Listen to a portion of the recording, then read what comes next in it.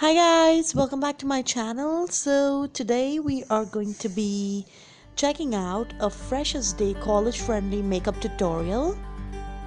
So first we're going to start off with cleansing the face with a clean wet wipe, and then we're going to use a primer. Now I've just used the aloe vera gel for her because she doesn't really need it. The next step is going to be to apply any BB cream or a foundation depending on how long you want your makeup to last.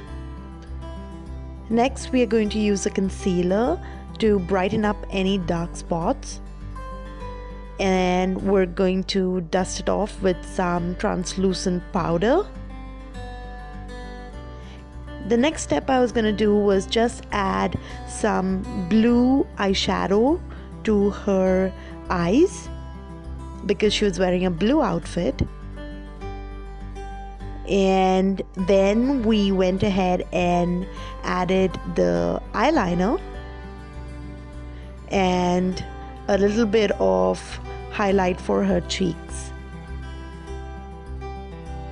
and topping it off with a lipstick. And we also went ahead and added some false eyelashes. You can skip this step if you're not comfortable. And that is the end look. I hope you guys like watching this video.